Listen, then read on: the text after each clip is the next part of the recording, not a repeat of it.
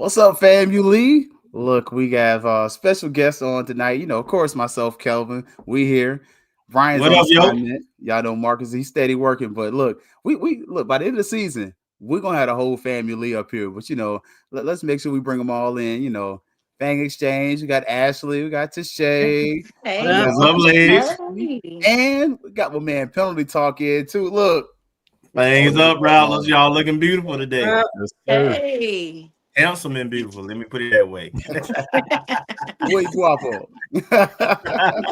We're international right here, fam. Man. So, how's everybody feeling today, man? We got a little dove. Got that good feeling on us, man. So, how y'all feeling about that? I started to wear my hat backwards today because we was a little gangster in Arkansas, but I said, I ain't gonna do it. I said I'm gonna be calm, but yeah, I was feeling good. Feeling good. It's always good when you get a W, so can't complain too much. You always see some stuff, but it's all good. Hey, with this particular team and this particular season, I just take the W, baby. Just win, baby, win. Win. That's all. That's the name of the game. Yeah, I'm excited, man. I like what they did. It always feels good to talk about wins versus losses. So, getting a win and then also surprise, getting licensed as a chiropractor as of Friday. Congratulations. Oh, Appreciate awesome. it, man. Appreciate it. So we can't afford him no more. This is last show. Nah, I'll still be around. So, if you're in the Tampa Bay area, though, come on through. Come see me. Let me know. Be starting hopefully 2026. All right. Awesome. Hey, I just got one thing to say. Be careful about FAMU and the hookup, bro, because you have a whole line. What you say now, Jay? We want to hook up in a quick minute now. We love a good hookup. Hey, the best I can do is starting next year, 50% off the week of homecoming and the week of the Florida Classic. Okay. There it is. Right. We got the hookup already on the way. Yeah. Exactly. All right. Well, look, got a new chiropractor in the group, man. Look, I'm loving the sound of that, man. But it sounded like the Rattlers did a little back breaking up there in Arkansas. Great Great segue. There you go. And a little heartbreaking at the same time. But kind of looking back at that game, man, y'all saw more than I did. Ain't gonna lie, caught about that first quarter. I don't know. I need HBCU go to kind of do a little different, man. Down here, at least in our area, you couldn't watch it on TV. You had to watch it on like the phone or the computer. And I found myself comatose trying to watch that phone after the first quarter. I caught back the fourth quarter. But how did y'all feel about that first quarter, kind of how it started and how the game went?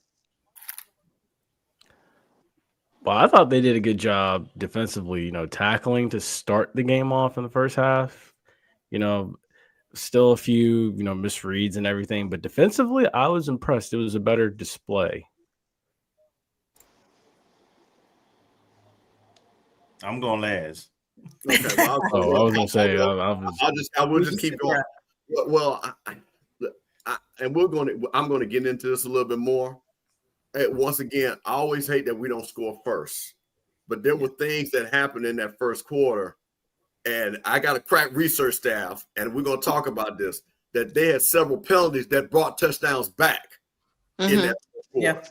So while it looked good 7-0, it could have been much worse on their side, which again kind of concerns me. Which again, the Achilles heel of this team is clearly pass rush and pass defense, as we know, and Keith got a breakdown on that. But other than that, I'm just not satisfied because again, when you see some of the big plays, once again, when you score first, it just puts the other team on, as they say, literally on defense.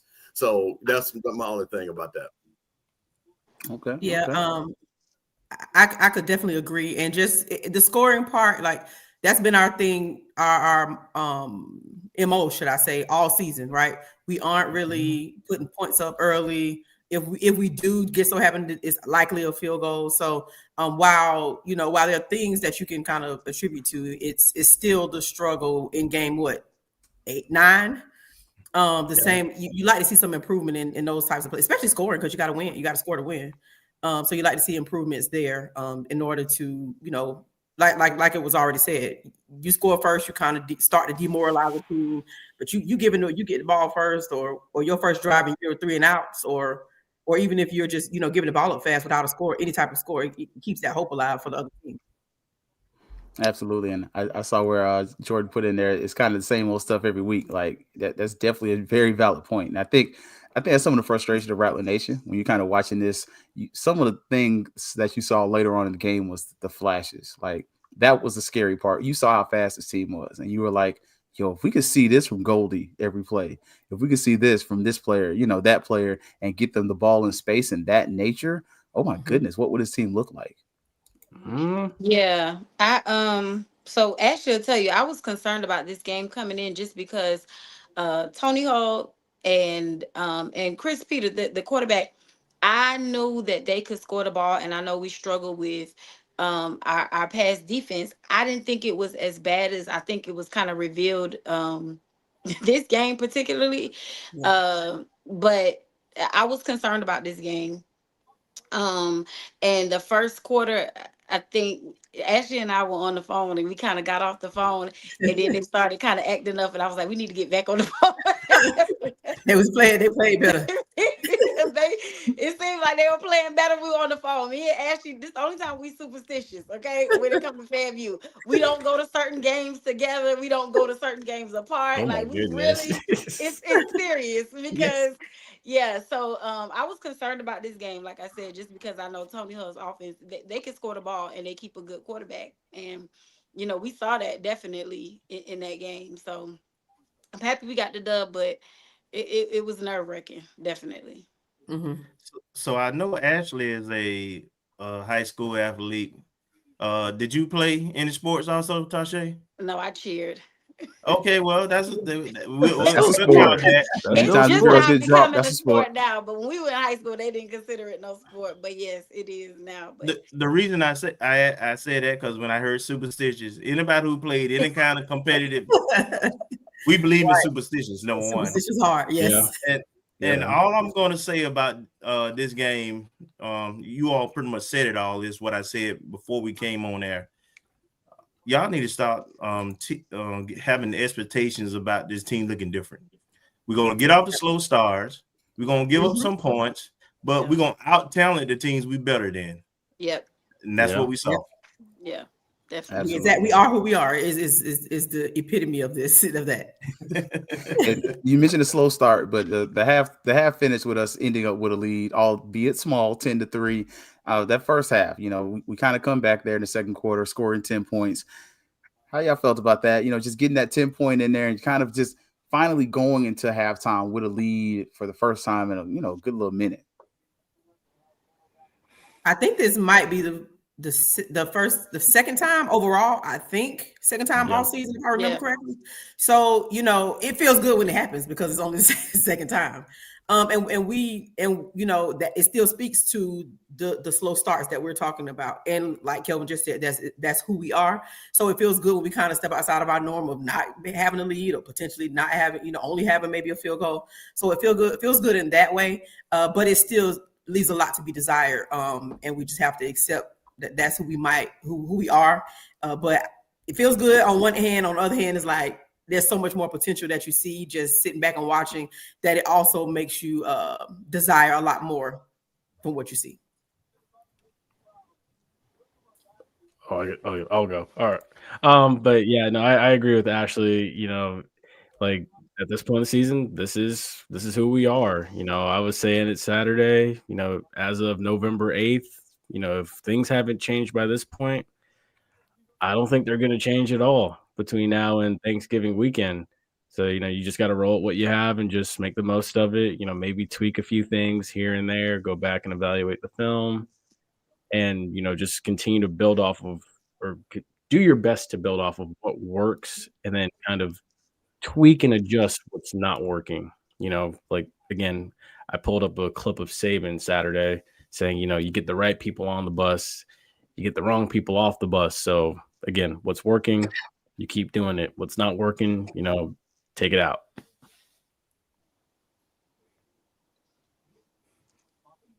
Anybody else? Oh, I was going to let Tasha go. I thought we were just kind of going. Tasha, were you going to say something? No, go ahead. You got that. I said. Well, here, I understand the part of we are who we are, and you guys that have played sports, ran businesses, you still want to see improvement. That's the disappointing thing. So while we might not be the best team, you want to see your team improve. You want to see what they made mistakes in week 1. They're not making the same mistakes in week 8. So those are things. Now, is the talent or can we beat people? But I still expect this team to improve. And that's the thing that we have not seen is where the simple things far as you know that you have these problems. And do you say, okay, well, you know what, something to look forward to going into next season. We started this way. We started slow for us penalties or run blocking or things like that because we had to put a focus on that. But you just don't see that. And that's the thing about it is the plateau. And that's when people start questioning because one of the things I heard Tremaine Jackson say on the coach's call where he was talking about his players. I haven't seen a great game yet. I'm expecting them to keep improving.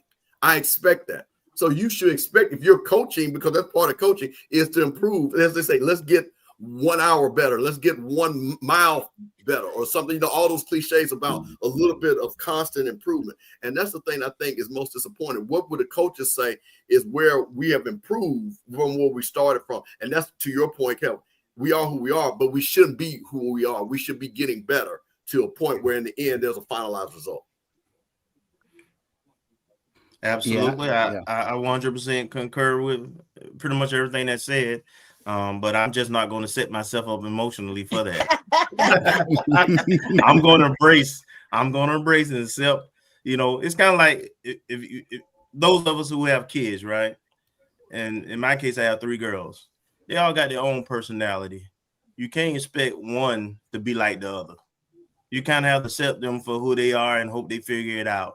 Well, that's my analogy for this team. Yes, I want the best. I want more. You're right. We should see progress.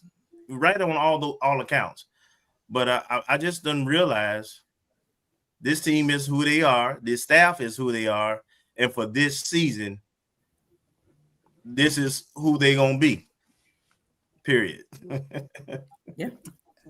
They are what we thought they are, right? So I don't know. I didn't think that. Going into the season, I didn't think this was what we were going to be. But I said it last night. I'll be dead honest. After the Howard game, I was done. Like mentally, I went into the mental health protection phase. So look, I tell y'all quick, I got a whole master's degree off of the Willie Taggart era of Florida State football. Like I did not watch a single Florida State football game. It was a great time, and I finished that degree. And it was when I came back out, they were still sorry. And at this point, that's where I'm at with FAMU football. Like I'm here, I'm gonna support, but my expectations are not where they were at the beginning of the season, where I thought, this team has championship potential. I feel like you have championship level talent, but I don't know at times if that talent is being put in the position to succeed. And I think the coach stated as much last week. Yeah, and that's the hard part for me. I don't know if it's talent or coaching. I suspect it's a little bit of both, to be honest. Me too. Mm-hmm.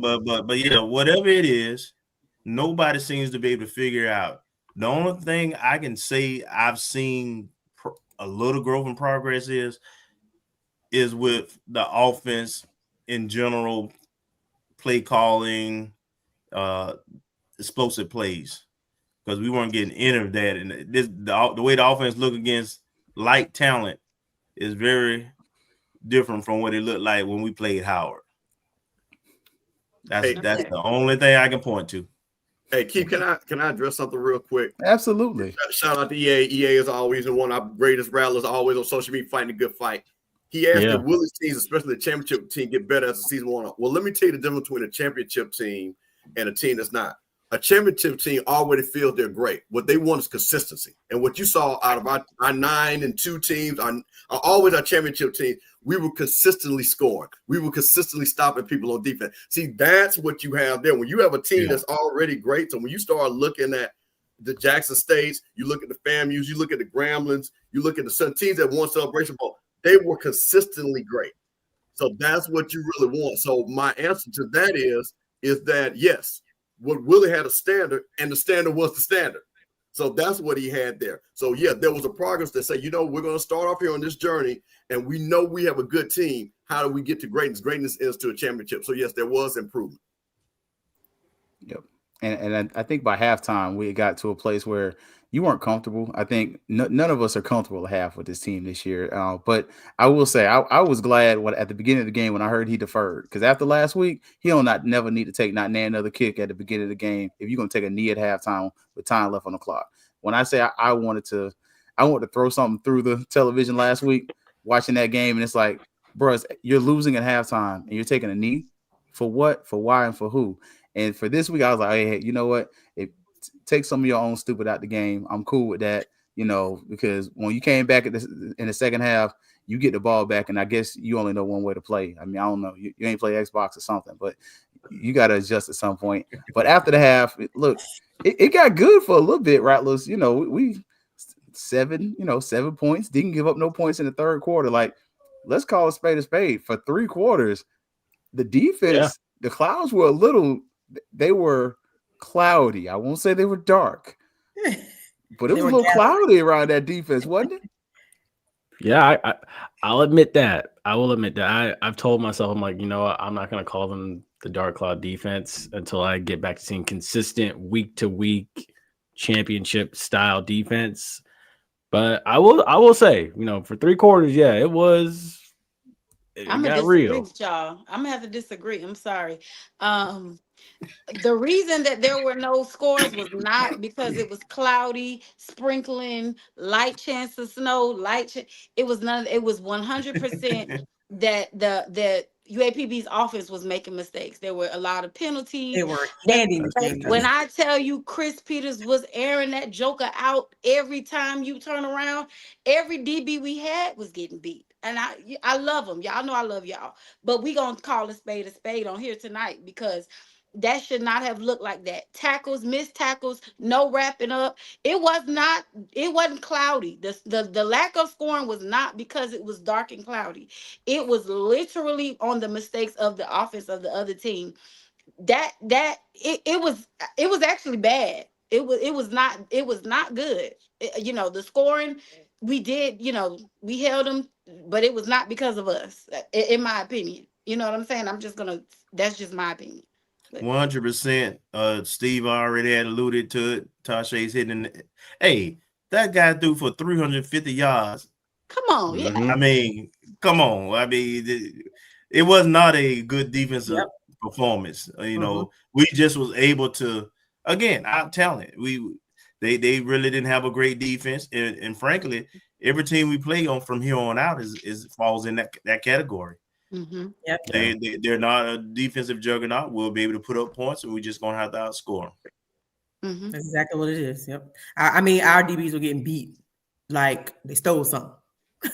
Bad. So we've got to. That's an area that needs to be improved. That was it to me exposed. I don't know if it's been exposed in that manner prior to yesterday. Maybe it has been, but it was just so glaring.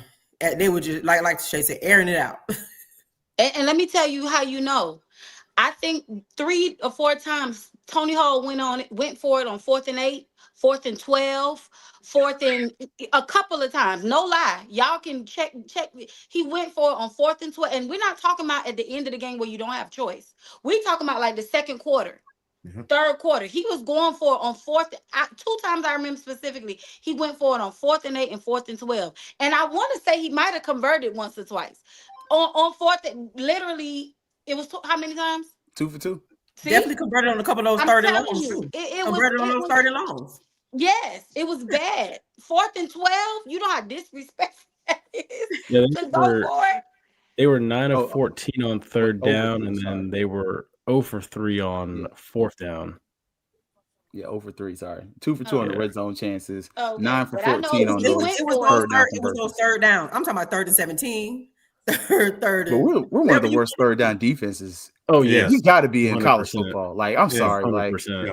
like I hate to say this, another Xbox reference, but Cozy, I like you. You're a good dude. You got your PhD. You're probably more qualified to be the university president than some others, because you actually have a degree in education leadership. But guess what, bro? Defensively, it's time to pass the sticks. Yeah. Oh yeah. 100%. I mean, Well, I agree. Well, I just want to say, so you know when it's bad. So my mother does two things. So she has on her Infinity, you know how you can set when a certain school comes on, it'll say, hey, this team is playing. So when Jack State or FAMU is playing, it automatically pops up. So she's always watching both teams. You know it's bad when your mother, and I'm just, as they say to defending, I'm not going to say the number, but you know it's bad when your mother calls you and say, who is number such and such? Why is he always getting hurt? You know, that ain't a good thing when your mama knows that such and such is in the action. And we know who such and such is. And, you know, just out of respect, I'm just not going to say the number. But that's bad when your mama say, who is such and such? Probably was 19, respectfully, of course. I love him so much. I really do. I like him as a player. Like he got a fumble recovery last week, but he needs safety help. Like, honestly, I think a lot of this is scheme, though. Like, there's a certain point, and that's why I'm saying, like, I told you I don't dislike Cozy, but as a defensive coordinator, I hate what I'm seeing because we're doing a lot of drop A, even when the guys are in like zone coverage. Whoever the heck is covering the middle of the field, especially if it's a linebacker, he's going to get burnt. It's not an if, it's a when. We're going to look at the play in a few minutes, really short. But it was like you're consistently seeing the same thing over and over, that you're pretty much playing prevent defense. And the only thing prevent defense does is it prevents you from winning most times. I said it. I will give credit to UAPB for this. They have pretty good skilled people. Yeah. That receiving group, that receiving core as a group, they're pretty good. They're decent.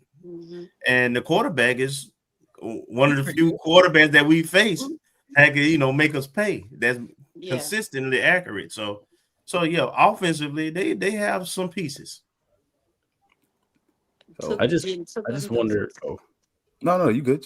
Oh, I was gonna say, like, I just wonder, like, defensively, like, because I saw the clips and stuff like leading up to tonight, and I'm just like, are we talking enough on defense? Because defense is all about communication. Yeah. Like, are we saying, are we giving signals of like for emotion, or are we saying like, motion? Or are we saying like you pick up this, you pick up that? Like, y'all will see when we roll it. But yeah, I have so many questions, man.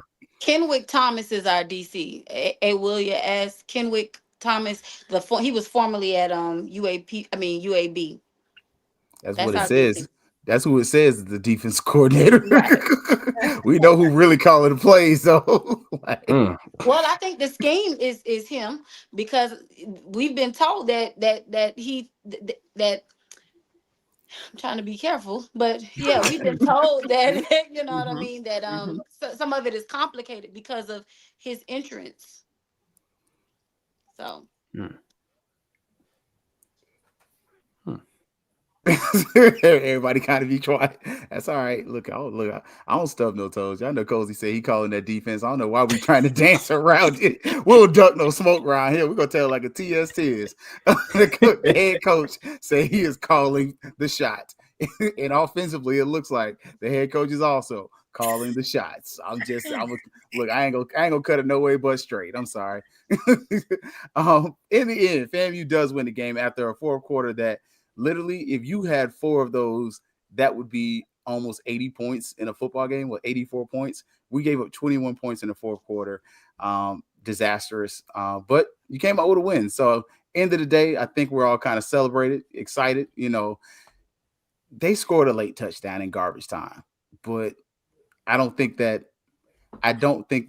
game was really, I don't know if it was that final score really says how close the game was, or if it just causes more concern for those that, are ready to kind of turn the page on this regime. So that's y'all. That ain't Keith. I'm cool. I understand. We left a lot on that field, man. Offensively. It said how close the game was. I think it showed. If you're an onside kick away from a game, that's close. Defense, that last defensive drive was probably the worst I've seen all year almost. It reminded me of the Howard defensive drive where we got all excited because we up by 1 point, 2 points. And then, 15 yards here, 17 yards here, just driving down the field in no time. Howard, Albany State, Alcorn State. You can name any game we done played this year. Whenever we go about double digits, immediately the defense gives it right back. And I want to point out something that Tashay's making a point. They went 6 plays, 75 yards. But understand, too, that was super poor clock management. And they even talked about that because if there had been better clock management, it would have, to Ashley's point, they would have had another minute where potentially things could have got funny. So when you're going 6 plays, 75 yards, bad clock management, still score quick at that. You know, those are things that, and this goes back to a couple of things about, and what I'm saying about improve. So, Kelvin, you just said that. Listen to the games you named. We've seen that consistently. To me, as a defense, all right, guys, we've seen it before. I need you guys to make a stop. Let's slam the door. Let's get on out of here and get back to Tallahassee. Yeah. Those are things that you talk about because you know this has happened before. And to answer the point, and we have seen games in this conference and nationally where you thought the game was won or lost, and it was not. You know, like I say, so we can't sit back there and say we literally saw a game in Las Vegas. Something like that kind of happened. We thought, hey, we score, but all of a sudden something happens. A play here, and then a 44-yard field goal wins the game. Yep. You know. Yep. And Fat Mouth Sports in the comments. Steve mentioned something about that last week. Not about this person, but he was talking about Nate Rembert, and it's the same thing with Kareem. Nate Rembert, Kareem. If nobody else, he shouldn't have got nowhere near the end zone because we know what he can do. Nate Rembert last week, he shouldn't. Everybody and their mama might have scored last week, but he shouldn't. And the same thing this week. We know what Kareem can do. That boy was trying to have a 100-yard game on us again, and we about let him do it. Yep. You almost got a little get back. It's beyond frustrating, but it's a win. So, you know, let's we've been here for a good little minute. Let's let everybody get a good 2-minute break so y'all can restock. You know, might put some Jazzle in your juice. You know, my juice is always Christianated tonight. You know, ain't none of that Fang exchange in there tonight. But you know, don't catch me at the Nuke tailgate. I'm telling you, like if you catch me in that first shift, if I'm working beverages, I'm heavy-handed. So don't come up to me talking about you a lightweight. My type of guy. My type of guy. All right, y'all. 2 minutes, 30-second break. We're gonna come back, and when we come back, we're gonna do our 2 segments where we're gonna kind of, you know, get a feel and look at some of these plays. What you see is what you get, and also we're gonna go straight from there to the good, the bad, and the ugly. So we're gonna have right there double segmented up so that we make sure we get y'all in here, man. We're not here for a good time. Only for a long time. We're for a good time. All right, y'all. Y'all get ready. 2 minutes, 30 seconds, starting now. You're looking for the latest information on Southern University sports, the Southwestern Athletic Conference, and HBCU athletics. There's only one place to go. Tune in to the Carlos Brown Show, exclusively on the Black College Sports Network. Planning an event? From weddings to corporate functions, CMJ Events LLC brings over 15 years of experience to make your vision a reality.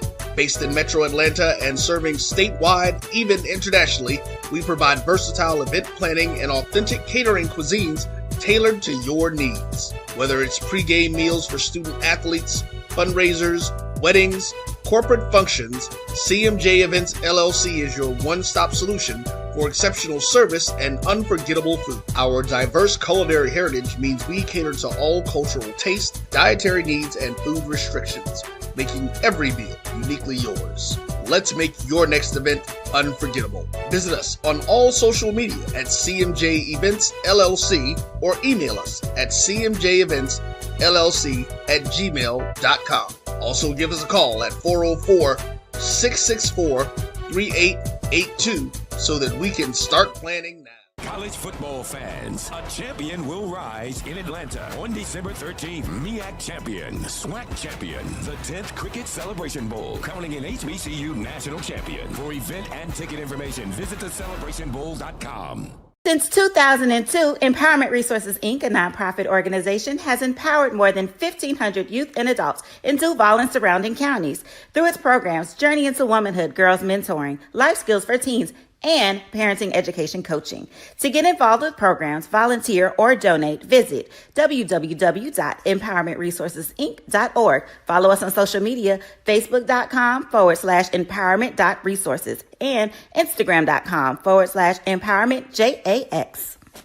For over 30 years, HBCU Image has been more than just an apparel store. We've been a movement, a statement, a legacy. We celebrate the pride, the purpose, and the culture that make historically black colleges and universities legendary. HBCU Image, a Kenny T's company. ESPN Events presents Red Lobster Band of the Year. Returning to Atlanta on December 12th, 4 bands will qualify for the big stage, where 2 national champions will be crowned. Follow us for rankings updates throughout the season, and join us on December 12th. For event and ticket information, visit bandoftheyear.com.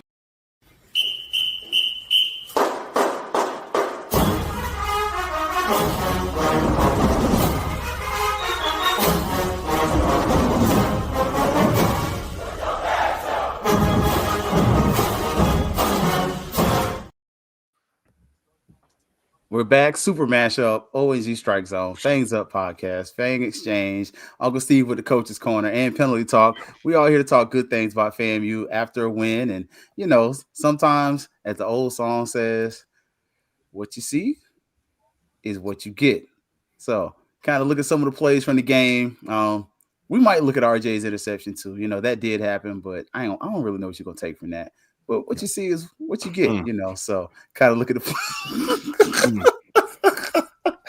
okay, we will definitely play that so y'all can see that. But so here's some of the key plays for the game that we looked at. Let's kind of see if we can, you know, start over here. Let's pick this one right here. So big pass, Goldie Lawrence, FSU transfer, kind of. We'll push it back so y'all can see him. We'll remove the comments so it's easy on me. So y'all behave in the comments. Troy, you got your gin. I normally roll with Babaco, Haitian rum. I moved down here to Central Florida. Now y'all got me drinking that Haitian stuff. And it's amazing. 5-star. Anything less than a 5 star is not worth having. But what do y'all see just at the beginning of the play here for RJ? Well, I was gonna say I see, you know, he strictly stays on his first read the whole time. Which I mean, obviously, if it's not there, we know it's not going anywhere else, or it's going to be a bad throw. But yeah, first read was the best read. Touchdown, good play. That's play calling too.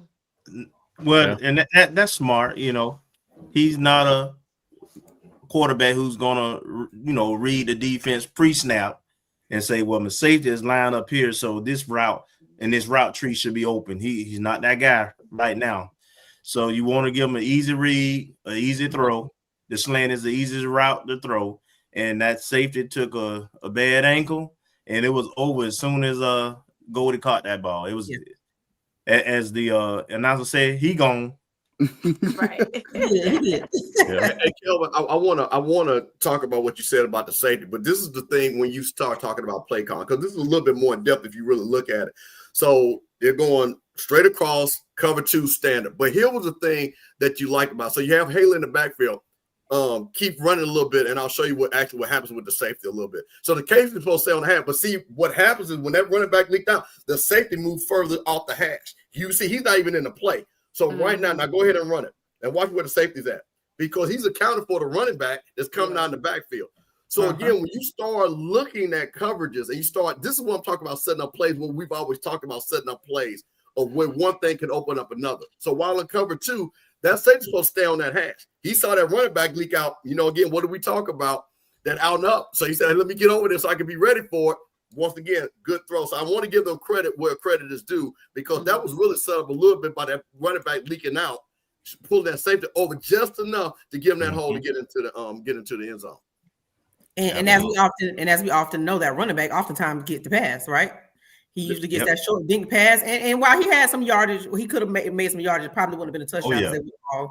You know, most likely, unless he made a good move, it wouldn't have been the touchdown that it ended up being with Goldie. So another opportunity to go against your tendencies. Unfortunately, let's be honest. I think the good part is that you threw to Goldie. Like, if you throwing that to some of the other receivers, that ball's thrown in triple coverage. Like, you know, he threw it to the right person. But if you're kind of looking at reading the actual defense, the running back was probably who he probably should have thrown the ball to. If you're gonna, well, no. Actually, no. Let me tell you something. No. Well, see, EA, no, because you got to understand something. Remember, the linebacker, they're playing cover 2. He's sitting back again. I'm talking about what the safety. The play was made because the safety didn't make the play. That's what I'm talking about. The touchdown happened. Oh, I see what you mean. Yeah, that safety moves over. Right, because he's shading over. And remember, you're talking about a speed guy. See, this is again when guys start and see this. Okay, I'm about to get on my soapbox real quick. This is why you got to put speed guys with speed guys to distress the defense because he knows that guy Haley can go. So let me get a couple of steps over just in case. So that's the reason why I want to see more route combos with Goldie, with Wilshire, with guys like that, so you can put stress because one step allows a guy like Goldie to go to the house. Correct. Yep. And it was 4th and 5, right? So that's exactly why they thought it was gonna go to Haley, I think, because he was more, he's our reliable guy or whatever. So that I agree with you, Mr. Camp. And I said that from the jump that that was a good play. That was a good play. That was dialed up right. Okay, so we got a good play. Let's kind of go to the other side right fast. Like, so we got this right here. Run this one back. Yes, sir. Absolutely. Like, what do y'all see first and foremost? Just looking at the play there. Confusion in that corner over there. I saw that one in real time, and it just pissed me off. I walked away.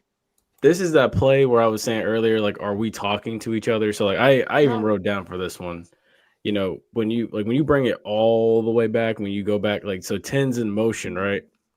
And at this point, right there. At this point, you have, I believe that's 12, and you have Nayron right there. Whoever that safety is at the top, number 17, needs to already be saying, motion, motion, motion. And that needs to signal to our other safety, because I feel like he's the one that is supposed to take him. You need to come down. You need to pick him up. And then that running back peeling right up the seam, that's supposed to be Nayron's guy. It's Justice Cross. He's watching the quarterback because, again, I believe that quarterback run. So it's putting stress on him now because now he has to do his job. He has to do double duty. And then you see it after this play is over.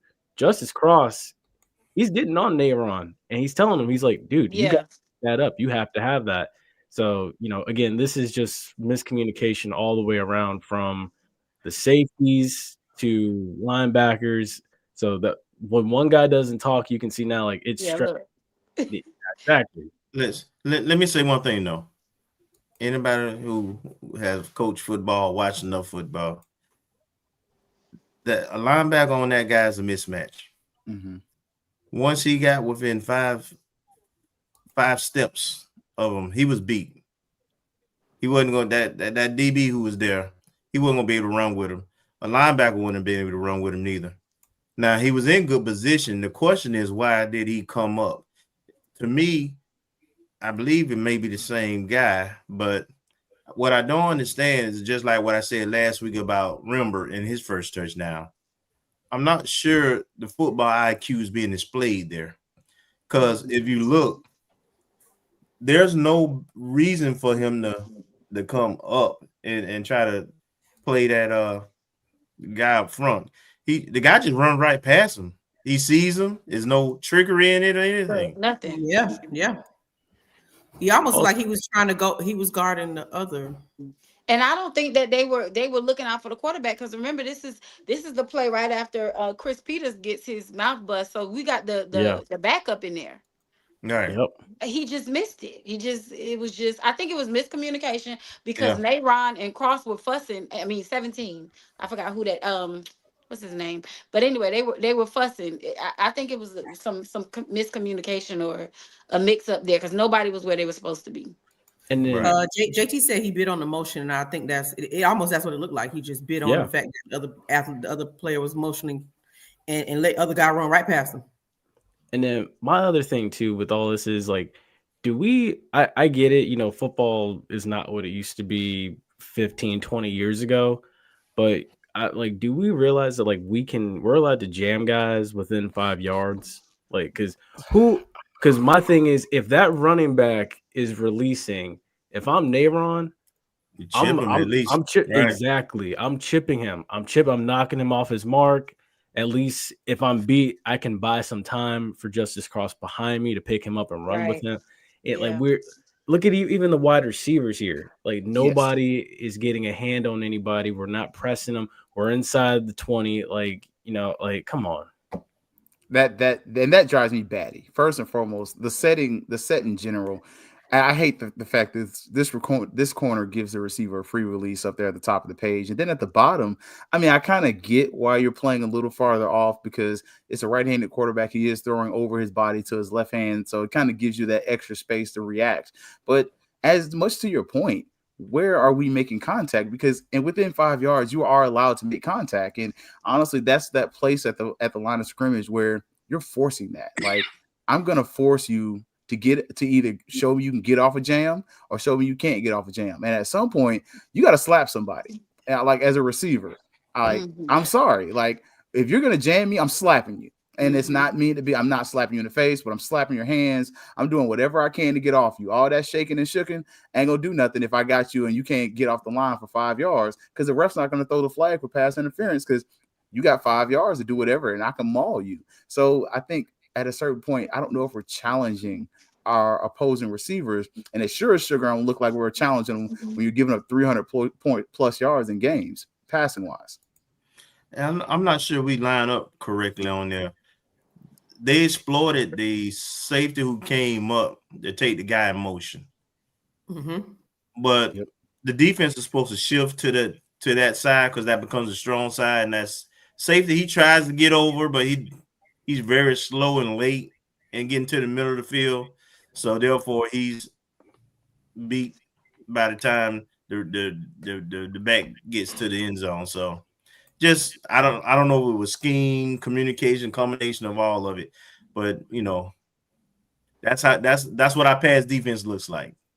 Hey, a couple of things, and I tried to. Well, let's be clear. That play has been ran on us 3 different times by 3 different teams. Alabama State ran it. Jack State ran it, and I want to say something, and they all scored touchdowns off of it. So, again, this is stuff that you're seeing about tendencies. Now, here's the thing about your wide boundary corner. The reason why he's not pressing him is because, again, first of all, jamming is a skill. So, if you don't jam that guy, that's a free touchdown. So, usually, remember, the field is compressed. So, he knows he's got the back boundary. So, the guy has to come to him anyway. That's why you're not pressing there, especially if you're not that type of guy that can really handle that, because if you miss that, that's a wide open touchdown. So I understand that part. The thing about it is, again, they've run that play before, like I said, and that's as soon as I saw it, I said, I know why they did it. They've seen this on film. We've constantly been able to. Now, also remember, too, we have seen teams run the short side pitch, jet sweep, if you want to call it. Once again, they know that. They see we're being aggressive, and that's why you get that running back going right to the flat. So these are kind of the things that, again, when I talk about improvement, when you see you've been beaten before and the same thing. The same thing when we play Alabama State in September, which is the same play, people say, hey, you know what? We can run this play on them, and then it's now November, and they run the play that we didn't learn in September. Those are things that I'm kind of talking about because every time, and everybody knows this, any scoring play is always going to be broke down the next day. What did we do wrong on this? Okay, if they run this way, we're going to do. So these are things that when I see this, and again, it's kind of funny when you shout out to HBC Coach's Corner. Coach Cole kind of talks about this. You know what I mean? From a coaching standpoint, when you see that's the reason why I kind of know what that quarterback is doing. Because people are always, why didn't I jam it? Why didn't I doing that? Well, first of all, again, it goes back to my point. You got to jam. Say you're not going to jam because you got the boundary defender and you don't want that guy to just run past you. But these are things that kind of concern all of us when we've seen this before. And yeah, you can teach the technique in fall camp, but again, and you can look at Dion is really great at that. You can teach it, and I think Michael Irvin talked about it still doesn't mean they can execute it. Teaching is one thing, being able to execute it is another thing. We don't have those physical type corners that can stop, turn, and run. So now what they've done, our defense is predicated on what the players can do. So that's the reason why you kind of see it. So I agree with you guys, what is taught, but it's also what guys can do. If he can't do it, I'm not going to put him in press man because, trust me, it'll be 80-yard touchdowns every time. So I just want to point that out. that we've seen this play before, and it's ran again 2 months later. I love that. Yeah. Mentioning successful plays, though, we got Jamal Haley right here, and we've seen this play a lot, but it worked this time. Why did it work this time? Besides the fact that they're just not as good as we are, why did it work? Well, I always talk about, for me, it always starts with how we line up, right? So we got both end receivers outside of the hash. I always talk about that. So we're creating lanes and creating space. It's just a regular handoff read option. And Haley is the type of back, if he finds a crease or make one guy miss, it's over with. And he made that guy miss, and he outran the angle. Touchdown. It wasn't nothing complicated at all. These are the kind of plays we should be running, but we need to run them when we got this field spread out a little bit so we can create a little more space. Yeah, I've noticed, like, with this play and then like other plays, like we have a tendency, because I wrote it down here. Yeah, like everyone, like we're crashing down to the left side of the field here, and then basically what it is we get our speed guy one-on-one in open field. They can't make a tackle. Tackling is a lost art nowadays too, unfortunately, all around at every level. And that's actually a really nice block too. Who is that? 54. Stay on his block, right? He stayed with the block. I like him. Yeah. That's a nice block. That's how you finish it. And then you get him in open space. That safety has a horrible angle coming down. I was about to say he took a horrible angle. That's the second time. Is that the same guy that had the bad angle the last play too? I don't know. So. He came up. He went back and then came up. So play it again, Keith. You watch. He when the play first starts, he watch. I don't know what he was thinking. Look, he went back and then Looks like he was fooled into thinking it was a pass play. Yeah. Well, no, look like to me he over pursued because he thought that he was gonna bounce it outside instead of cutting back inside. Yep. But did he misread it pre-snap? Because notice how at the beginning of the play, he gets into it like a draw. He's backpedaling like, oh crap. Like you see how quick he's backpedaling? That's why I said I thought he read it as a pass play and then said, oh snap, they're running. And then he realized, as the children say, I'm grits and I can't catch this guy.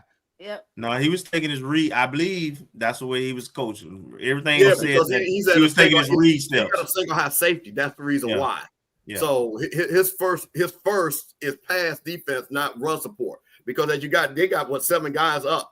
And this is the thing too, which again we always talk about this. Where's the line of scrimmage that this is when the offensive line, look at where our offensive line is at. We'll establish a line of scrimmage. They're not in our backfield. This is what I like about Haley. Once again, sometimes he'll get stopped, but that's why you got to keep giving them the ball, guys like that. Because once again, he's able to cut back, and that cutback is always going to be wide open. And mind you, this is I don't know. Let me see. What this is the fourth quarter. So because before this, he actually had one they brought back, right? Yep. Right before this. Yep. So again, if you keep giving them the ball, and again with the offensive line going again, and like you said, 54 with a great seal block to really do it. So this is the thing that just kind of frustrates you when you kind of see this, like, why we didn't work on this at the beginning of the year. These are things that you kind of say, get your fast guys to be fast.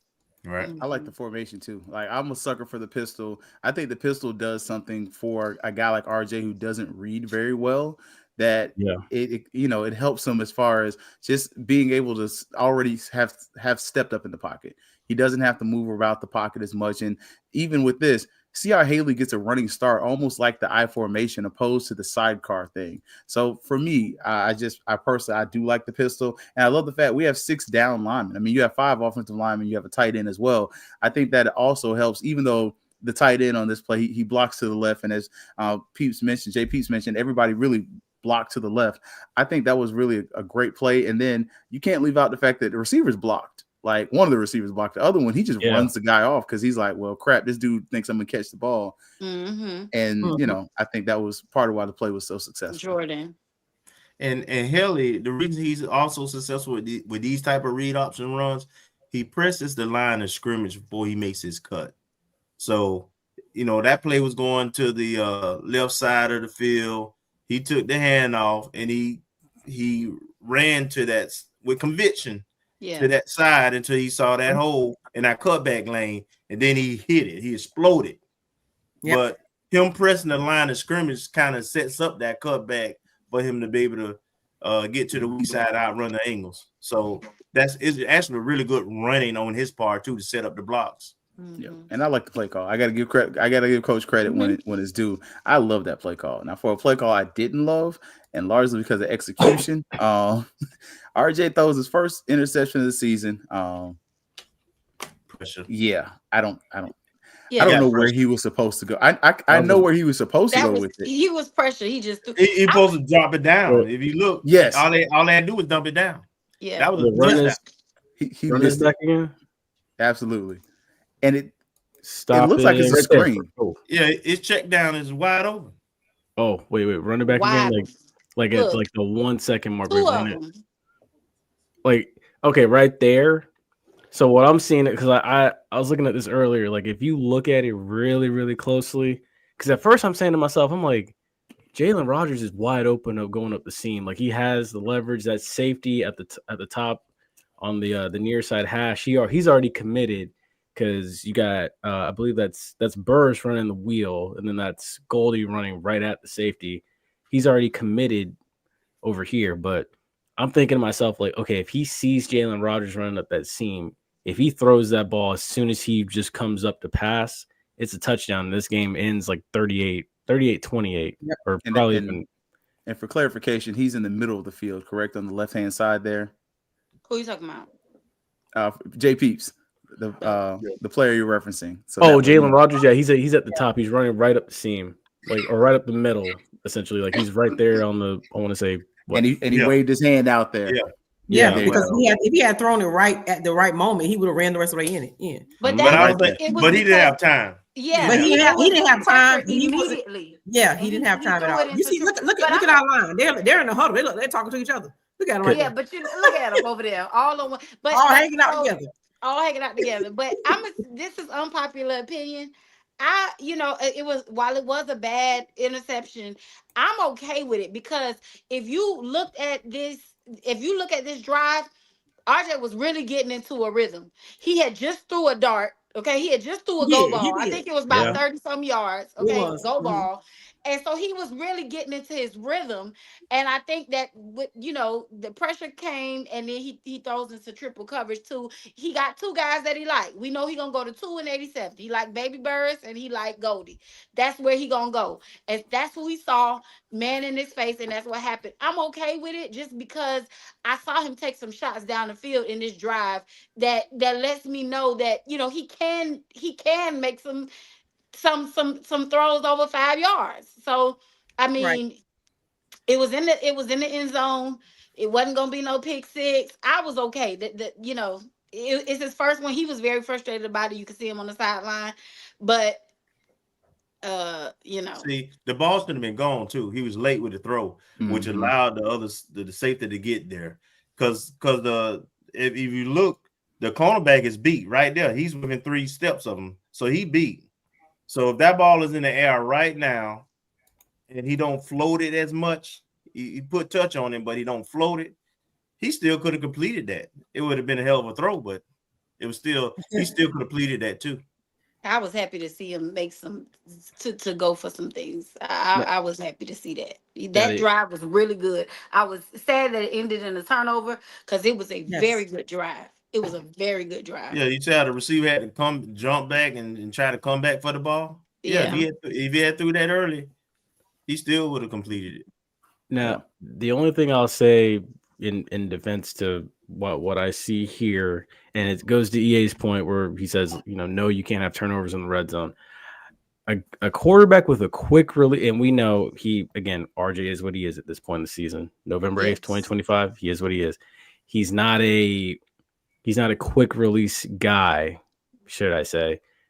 But again, someone with quick feet, someone that knows how to set their feet real quick, get that ball out, less than 3 second release, like an Aaron Rodgers type. Maybe I'm speaking too highly or having too high of expectations. They get that ball out, and that even if you float that to the back line, that's a touchdown. Now, again, also too, Jalen Rogers is good for at least one drop a game. Unfortunately, that's also true. But yeah. You know what was interesting about this though, and I like what Tasha, but this one was interesting when I watched that. You know, you get a big play from Golden. This is the first time we didn't turn around and didn't run the ball. That was kind of interesting to me because that again, not to say and I'm not disagreeing with you, but I'm talking about the processes now. So now you got this big play. So then you look who you got on the field. Like I said, I'm assuming that was on the field. Why not did finally do your dive play? I'm so sick of that. So then, then to JP's point, Jordan's point, is this is where, again, growth about a quarterback, right?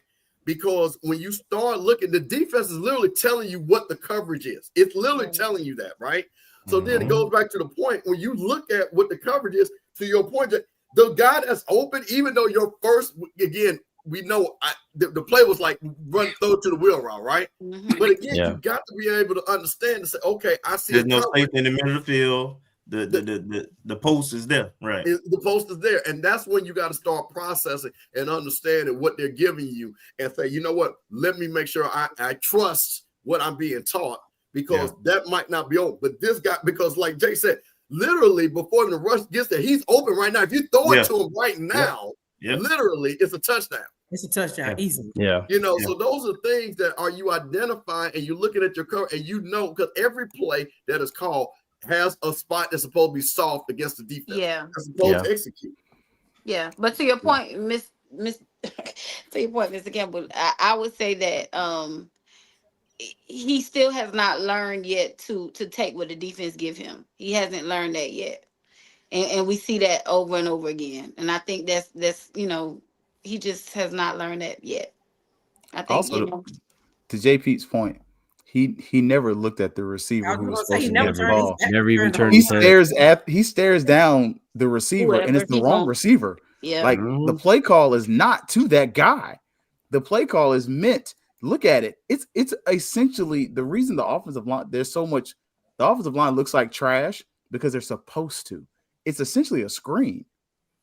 And so the offensive line is staying back here so they don't get that penalty, because look what that little blue line is. I think this is that screenplay that's supposed to go to the running back. It's right there in the flat to the right. He's supposed to catch that ball. And then one-on-one, you let him because he did turn around. Play it again. He turns around, expecting. He's staring him down right there. Yeah. You're right. And that's an easy floater while you have a defender running at you. So I think that the idea was the play action makes the defense slow down and go towards the right. Then you send the guy underneath, to the left. You send the guy underneath to the right. RJ drops it off, and that guy gets 3 or 4 yards on first down. All of a sudden, it's 2nd and 6 or 2nd and 7. But why, like Mr. Campbell said too, why pass play on 1st and 10? You just go ball 30-some yards. Why are we passing in the red zone instead of going to the run? 1st and 10. Sounds like they're being cute. But I kind of like it though. I ain't got the breaks your tendency. Our tendency is and I get it, but again, I think what some people are saying, and I guess this is the part about what's funny. Damned if we do, damned if we don't. But then do what you do, because again, to me, you got those guys tired. They're already running down there. You go with the quick height. You get it in. Now you're 2nd and 4, now the whole playbook opens up again. Yeah. You run the ball. So again, to me, plays again have rhymes and reasons, right? It's one play to set up the next play to set up the next play. So again, if you're calling this, and like now as we're breaking it down, there's a couple of things that you see why it wasn't successful. Because if the first read was to the short screen, that's A, that didn't happen because he didn't throw the ball. B, he didn't realize the defense that was sitting there that had the slot got the short boundary guy running down there with a streak, which would have been a touchdown. And then you go to the last play, but you throw it late and hope that, he goes and gets it. So, those are things that, again, and I guess we're always saying, if you want to be a championship team, those are things that you just got to execute. And this is my thing. I'm going to keep saying this. The standard is the standard. RJ has played because, again, if we start pulling out other quarterbacks, which I'm not going to do, I'm not going to say any names, you can see other quarterbacks and play less, and they're making plays. So we can't, so I'm not going to give them that. So come on now, let's get it going. Or just take the sack. Check down. No, you got 3 guys open, man. Just pick one. Points are made, but at the end of the day, this is Division I football. You got 3 guys open. Make the play. And then you could call it the dagger if you want to. But Thad Franklin finally goes over 100 yards. And he finishes it with a chef's kiss right there. I don't know who that is in the end zone. I think we all might know who it is. I hope it's not who I think it is. Nah, he was all up behind him on his play sheet. I remember you mentioned that.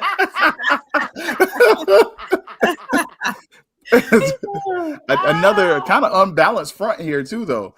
So that's the thing. We got a thing with these unbalanced fronts, which I don't hate. 6 down linemen. I feel like I don't know if that's my favorite tight end in there or not. It is because he missed that block like hell. Hey, that's still my dude. He got a little what's for. Look, 24. That's my dude. Ritter is my guy. Watch the safety for Pine Bluff on that side at the beginning of this play. He bailing out, right, because of our alignment, and he's got outside responsibilities. And so when he comes back into the play, that's him missing the tackle too. They were tired by then too. They were tired. They was tired and they didn't want no smoke. Like they was looking. Not. You started looking like, look who's running downfield, and kind of much to your point. We made this point about Jackson State. Look what that offensive lineman is. Is that 5 yards down the field and he's making a block and engaged? That's Reed Taylor. He's staying on it, right? Yeah. And then look at our wide receivers. Like this is what made the play. Our wide receivers blocking. Yeah. Ace Cobb. Yeah. Jones High. Well, let me. I saw this play, and I just want to be that guy just because we're having a great show, and plus you saw the Patriots running back. Looking at too soon. And again, so I'm asking, and again, not saying there's a right or wrong. Okay to score. Too soon, man. So again, I'm not saying the right or wrong, and this is not a criticism. I'm just curious about people's thought process on the panel. So we know it's 156. All their timeouts are out, right? 2nd and 8, 1st down. Again, should he have scored? Should the coach tell him get down and then go to Ashley point because now they sell and Tasha come right back and score. Exactly. So is this one of those things? Just a thing. So what do you got? Do you tell them, hey, just go to the end zone and our defense got to stand up, or do we really be cerebral about this? I'm just curious, not being negative at all. Listen, for me, not being negative, but for me, hindsight is gonna be 20/20 with my answer too. Yes, man. I don't care if you roll over, lay on that ground, get that first down, and roll down. Do not get a touchdown. We finna kneel it out. It's the same 3 points we had. It's not like we won by 10 by the end of the game. The same 3-point difference. Our defense allowed them to do the drive that we mentioned in the previous thing, man. And again, it's hindsight is 20/20. Maybe as a coach, you thought you could try to, if you did tell them to score, you bank on your defense, but I wouldn't bank on this defense. So we got the ball in our hands. You got the first down for sure. Look to the side and make sure have the awareness to say, hey, let's kneel this one out and let's go home. Let's pack this thing up before we had that onside kick that we had to make sure we recovered. I think you have to look a little deeper than that. So if the score didn't make it double digits where they have to score twice, like if we was only going to be up by 6 or 7 or less, then I agree with that. Okay. But the fact that this put us up 10 with 1 minute and 55 seconds left and them with no timeouts pretty much, you score. You go up by double digits. And if you can't hold on to a lead with less than 2 minutes left and you just went up by 10, then hell, shit, you don't need to be playing. I was just curious. You have a point, but it's I guess it could go either way, and it worked out for us. But we still end up with the same point margin. But to me, I don't know. I maybe in this moment, I'm not going to risk it. No, it's smart. You're right. You play the percentages, but on a problem with it with almost 2 minutes left, I don't know. Because the clock stopped on that first down. But it would have started again. They didn't have any more. They didn't have any timeouts. Right. So you're right. They didn't have any more timeouts. Yeah. So we could have knelt down and milked the clock out. You're right. Yeah. Yeah, So that's my only thought. Knowing we can milk the clock, don't give them the ball back for sure. Not only if you can milk the clock, victory formation, get your first down. They don't have any timeouts. All of that had to play in your favor. If they have timeouts, you don't do it. Or if it's too much time on the clock, of course you don't do it. But in this case, I think that it worked out in our favor, so we're happy either way. But to me, if you can do victory formation and run the clock out and just be safe, you're safe. But did I the like your coaches point. tell them to do that? Yeah. I like your point though, because your logic is sound. We're up by 10. They got to score twice, get the touchdown. Again, and again. I want to be very clear, because I don't want to be clear that we're set a run the ball off that, get into the end zone. That's what we're. Right. But because I thought it was fascinating, because I saw the paper. He was like, literally, should I score? Should I not? Yes. And the coach, and I guess my bigger point is, you always coach it, even when your player is playing. I want our players to even have that thought process, to even know if there's potential to do that. So these are things that I guess my end result is that I like that players are smart enough to even realize what's going on, and just you keep coaching your player all the way through. But I'm with you. I kind of thought about you go ahead and score, because in the end, I'm a defensive guy. Man, go to defense, man. Shut this thing down. We're not going to, we shouldn't have to kneel down. Right. But I agree with you, because our defense has been so porous. Maybe we need to be. But isn't this why that's what I would like to say? Another thing about isn't this why you run? You got situational football. We should be prepared for things like this. And so that was. I mean, now I run get the score. That's me. I'm get the score. That's me and Ashley were literally arguing about this before the show. I'm getting the score all day, okay? But I just feel like if that is your strategy or whatever, even in the middle of the game, you're right. You still coaching, but that's situational football. We looking at every situation, anything that can happen. You knew where we were. We knew where we were when we went into the drive. So if that was the case, and that's what you want them to do, then I think that's once again on your coach to let them know, hey, this is what we're gonna do, whatever. And maybe the coach said, get the touchdown. Maybe he told them and that's what I love about it. As much as I'm sitting here saying be safe, take the safe route, I'm excited that Thad got over 100 yards in rushing, right? Yeah. He did what we know Thad could do all season. So that excites me. So my logical mind says, all right, be safe. But I'm excited for Thad that he was able to do what he was able to do, and we still walked away with the win. Yeah, it was nerve-wracking too. I said it. I had been calling the whole game. Me and Ashley were on the phone. I was like, it's gonna be an onside kick. It's gonna be, and sure enough, onside kick. But what would FAMU football be without heart attacks and Thanks. blood? I mean, we've been doing this for like 3 years now. Willie had the heart attack, high blood pressure games too. Yeah, it's cardiac rattlers. That's what they were. So it is what it is. Man, okay. Look, let's make sure we're gonna hasten on. So we're gonna hit real quick. Have your good, your bad, and your ugly ready. What y'all got for the good and the bad and the ugly from watching this game? So we're gonna start off with working education, grows and glows. So we're gonna always work with our grows first. What was the ugly thing that you saw in this game that you need to see some more addressed, and drop it in the chat too. We ain't forgot about y'all. Oh, what I saw. Okay, go ahead. Nah, but yeah, I'll just start off. The bad was our 5 minutes of defense in that fourth quarter. You know what I mean? That's bad, because the game should have been sealed, and the game, to answer the point, it was not sealed, where it was still in doubt, where it should not have been in doubt. And those are things that when you get up, you're making these big plays.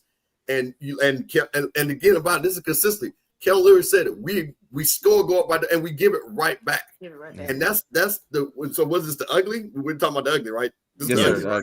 Yeah, that's ugly to me. That's really ugly, because that means we never can shut the door on a team and get out of there with a win. So that's ugly to me. My ugly was the 345 passing yards. That's all I can say. 345 passing yards on our defense, that is. My ugly is the 9 for 14 third down conversions. That's just that is incredible stat. That's ridiculous. Yeah, I agree with you, Ashley. Yeah, my ugly was the secondary giving up 345 yards and 4 passing TDs. That shouldn't happen, And then, again, you recruited 101 DBs, and you you brought in 101, 400, an army of DBs. Yep. Why are we getting beat for 345 and 4 passing TDs? That should never happen. Especially you are a defensive-minded coach. You played defensive back. This is your position specifically of expertise. Senior and grad student and transfers too. Mm-hmm. Not even young guys. Yep. I think I agree with everybody's ugly. I agree with everybody's. Yeah, I think I was going to take that 345, but I'm going to lean towards a 31-28. I think part of it, and it goes back to my concern for next season. There are 2 schools in the SWAC that had that before the season started. There was no Celebration Bowl, and that's Valley and UAPB. These guys never had a Celebration Bowl. There was never opportunity. Didn't matter what they could do. They could smoke it. They could sell it. They could drink it. They could call it Blue Magic and sell it on the street corner. It wasn't going to be no Celebration Bowl. And for them to come up there and pretty much scare you into a win is nasty work when they were not eligible to play. Not even like, maybe to the point to where the quarterback that left them transferred to another school and he wasn't eligible when he went there. That's something that's concerning for me, especially going into next season, knowing you damn near need a 970 APR wise to go to a postseason. Like, it's a concern because you got teams with no hope that are really giving you a fight.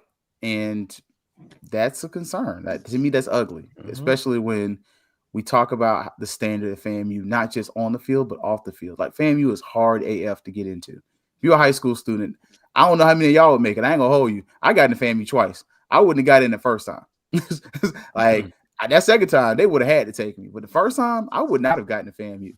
And when you're considering the academic standard at FAMU is, you start to look at our APR compared to Jackson State, compared to everybody, all those schools that apply B2A and Bragg have very high APRs. Yeah. Colby's done a great job in comparison to what the previous administration has done. We're still rolling off of the 800 score in that time period. But you're looking at Jackson during the prime era, that was a high. I think the highest I saw was like a 970. Like, you start looking at Alabama State in the 940, 950 area, somewhere like that. North Carolina Central, same thing. You should not be struggling this much with schools who don't have a hope of getting to the dreams and the aspirations that you not only have, but that you've attained. Yeah, I always say, Quizlets out there, you can make flashcards. There's so many ways to study. I just don't get it, man. These people don't know how to cheat. Okay, I shouldn't say that, but man, I know everybody been there before. Yeah, bro, come on, dog. These just don't know how to cheat. I didn't cheat when I was in school. I to this day, I'll write a 20-page paper in 3 days, easy, light work, no problems. But that's just the FAMU in me, right? But even the stuff that I struggled to pick up, it was FAMU. You're gonna get it out the mud and figure out a way. Otherwise, you're not gonna be here no more. And I don't know if we have a lot of that still going on. Like that, I don't know. I'll leave that. You gotta remember we had those professors though also that they were gonna make sure you learn. Yes. They weren't just gonna flunk you. They gonna give you an eye and make you come back. Come to the office hours. Yeah. Look, Titus Brown taught me how to write. You get it. Yeah. So, all right. For the bad, we're gonna finish off with the good. But what was bad? It wasn't ugly, but it just wasn't pretty. Let's see. I mean, I have mine written down. I'll let Mr. Campbell go first. No, go ahead. Oh, okay. Well, okay. The bad for me is the fact that, and again, I said it's Saturday. It's November 8th, 2025. Well, now November 10th, 2025. And RJ's still inconsistent making his reads. That for me is at some point, the light just has to come on. Something has to start to click. Like, again, take what works and just keep applying it. But, you know, you can't even dive deep into the playbook because, you know, you can't after the first read, it's not working. Like, so that's my bad. My bad is, again, it ties into the ugly, but my bad is, again, we talked about it. It's just our defensive backs. It just, when you're in the state, I keep saying this. When you're in the state of Florida, it's two things to me. And again, traditionally, from FAMU, Florida State, Miami, Florida, it's two things that all those schools should have. It's defensive backs and wide receivers. Just automatic. Now, anything else is up for grabs. But when you're talking about when you guys got the Pahokis, the Muck, Miami, West Palm Beach, when you guys just got guys just making plays all over the state, Tallahassee, even in the Panhandle down in Pensacola, and we can't find competent defensive backs, it just doesn't. It blows my mind because that's the thing in the state of Florida. You have the most, because these guys play both ways. They play wide receiver, they play defensive back, and the fact that we just can't find guys this year is, especially when we see outstanding defensive back play with Kelvin and guys like that. You know what I mean? Kelvin was a dog, man. You got to something. If you went to Jackson State, Fortelli is almost a foot taller. And Kelvin like, bro, we about to play. You know what I'm saying? You miss that when you see a guy like that, you know, that had that intensity, that could run with everybody, make big plays in big games. And then you got guys, number not being named, and my mama say, who is he? You know, I'm like, come on, man.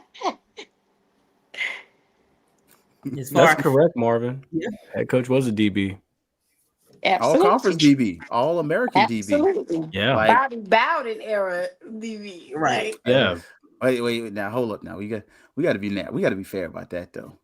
Them Florida State defensive lines was stacked. I mean, you was playing straight up man coverage the whole game, but let's not lie. Them Florida State defensive lines was different. Yeah. Mickey Andrews was the man. Yeah. And back then they were DBU for real. So yeah. I mean, the guy on the other side was a first round draft pick too. So it made your job a little easier. My bad is that doggone 3-man front. I'm sick of it. Amen. I said it. My bad is 28 points. We haven't held anybody on the 20-some points, have we? 27, 26. Yeah, outside of Howard, yeah. We don't demand ourselves. Oh my gosh. Jeez Louise. That is crazy, man. We got to be averaging about 30 points, 32, 33 points a game. Giving up. Yeah. Yep. Because as much as you would kind of say the Howard game brought you down, the FAU game brought you right back up. So it's literally probably like 38 points per game, something crazy like that. Or it's crazy. Ridiculous. Yeah. I think my bad. I would go outside. Oh, did I miss somebody? Oh, no, I was gonna say put Kingdom Building 87's coming up. Oh. Yeah, hey, look, we got some dogs here in Hillsborough County too. There's a whole bunch of them. There's linemen, quarterbacks, wide receivers, whole bunch of them. It's just come and get them. They want to go to Tallahassee. Well, we got a lot of seniors and grad students, so we got a lot of open spots. Yeah, we should be. We got some spots where we can go get them now. A lot of kids. FAMU is still attractive, even though we're not our best. I'll say my bad for this week. I'm gonna be the person, and I'm gonna respectfully stay out of their business enough to say, but that Gremlin Cookman, boy, that was bad. That was bad. And look, number 11, shout out to you, my boy, because number 11 for Cookman, he hit some of his boys got slung around, but he took some boys with him. He was knocking people out. Yeah, he was. he was He sticking can me. definitely be a pro boxer. He can be a boxer. Yeah. He got a pro boxer. He threw his setup. I said he got to be from the crib. Where he threw that setup? Look, I believe I'm gonna say this in a very nice way. I would not doubt there's a little rice and beans in that family, and somebody found out the hard way, because I will never forget. When I worked at Jones, we had a kid, and he rolled up on a little Puerto Rican kid, and he didn't realize in their culture they teach the kids how to box. That boy did switch feet, bop with his left hand, and Buddy went to sleep. And his friends was like, "Nah, I won't want no smoke. We'll just pick him up." Yeah, Buddy was laying him out. Now that DB that got thrown over the bleachers. Yep. No games were played, but I think that's the bad, just because we weren't, it happened. The other school in Louisiana had some fights, but we always get more attention when it's us. And, it's the schools are also getting some fines and other stuff like that. And, some guys are going to miss the classic is what it looks like. So, I mean, I hate that because I want to beat you at your best. I don't want you saying, well, we only beat you because, because we're going to win the halftime show. That's a given, but I want to beat you at your best. Oh, no, keep it. At this stage, we just need a W, bro. I just want to beat him. Yeah. At this stage, I just want to beat him. Listen, Charles, I think you missed some people. Mr. McClellan, go back and look at the footage. I think quarterback was involved. I saw him. I did love the mama though. I love that one mama say, "I know my boy not involved." She made sure. Lock him up. Get him out of here. Oh, goodness. What did y'all have for the good? What was y'all's good coming out of this game? Feeling high, feeling excited, or just, feeling the feels? Go ahead. No. Go ahead. Go ahead. Ladies first. Ladies first. Yeah. I had like a two-part good, but it all goes together. So my good is that we had 7 yards. We had 206 rushing yards compared to their 96. So, we won that from that battle. And it also ties into Thad having his game where he got above 100 rushing yards. So I do like that we kind of used the rushing, and that was good for us. And if we think about it, we don't get Haley's rushing touchdown taken back. That's an additional yardage, which was on us, of course, because it was a penalty. But yeah, the rushing attack for us, I like what I saw. Oh, ladies first. Okay. I think that the good for me is that we did put together some good offensive drives. I would say we may not have scored on all of them, but which is, I'm not even gonna say that. Okay. But we put together some good offensive drives and we won the game. So that's the good for me. I'm going to go. The good for me is definitely, and as I totally agree with you, that the running attack, because that was the whole predicate of way the game was won, because we were able to run the ball. And then because we were running the ball, then we were able to take some shots and make some big plays. And the one thing I will say too is that, and you guys, we know the names, and I'm gonna shout out because I'm a teaser to Mark. I know you're gonna be on the show. My niece from Jackson State, Paris, UAPB gonna beat you guys. The fact that I get to tell, no, we're not gonna have these people beating FAMU. Now hold on, we ain't them other folks down in Baton Rouge. You see what I'm saying? Now what they got going on ain't what we got going on. So we still have that FAMU pride. And I'll say this again, and people laughed at me. I said we're gonna run the table. I think we're gonna finish this thing out, and the politics of it is going to allow some things I might not like. But I will say, right, I believe there's no other team. Literally, I mean, we should not lose to Alabama A&M. Let's be honest. Right. We should not lose the Valley. So again, Bethune-Cookman, if you look at they've had quote unquote a better season. I don't think they're a better team than us. So again, we still a FAMU. So you finish up with a FAMU pride, you would be 6-2, which would basically put you tied for third. Well, we'd be third because Jack State and Alabama State. But again, that's still a winning record. Still not allowing teams to say that, because we've beaten most of the teams. You understand? Only Jackson State, now Alabama State, Prairie View, and Valley are the only teams in the SWAC. So we played everything and have not beaten us. So I want to keep that going. I want to keep that going, that nobody think they can just come up and run up on us, because he got to handle the weak folks, because we already know we always going to be fighting with Alabama State, Jackson State, always. But we can't let because the weak folks, you got people back. Oh, when y'all come now, we whoa. Too much dip on your chin. Yeah, you know what I'm saying? Yeah, talking about UAPB. Oh, wow, this camp, I know y'all go, whoa, bro. You see, we still FAMU now. So that's for me, that's the good. For me, the good was I took away, again, like Ashley said, the running game, 206 yards rushing. And then, of course, Daniel Portomatic, 4 for 4 on extra points, 1 for 1 on PAT. So those were my two the goods that came out of it. Daniel Porto is still, I think he should be an All-American. Absolutely. He's got to be consistent. I hope we can keep him next year. We need to keep him. Hey. Yes, we do. We need to keep he kicking 55-yard field goals with room to spare. Come on, man. It's people in bigger programs that's not doing that. When we were at Southern, he kicked that 55-yard. They were like, he ain't gonna make that. I was like, oh, we gonna make that. In the sweat, we the only ones in the sweat that's doing that. He gonna make that, and he sure did with some meat on. Keep playing. He's gonna be in Miami with Willie Simmons like the other guy. I told Ashley. I'm sorry. I said this is Trey Wilhoit last year. He might for real. Man, listen, Willie, leave our people alone. Go get somebody else now. Listen, that he is a kicker, and we need to keep him. Yeah. I know someone on the sideline Willie can take down to Miami. We can box him up. Like there's about 3 of them. RJ. Y'all not talking about the same people. I'm not talking about the same person. We talking about the same one. RJ, Ray, Rory. Look, give a flying flip. We'll duck no smoke. I'm gonna let Kelvin get his good in before, because I was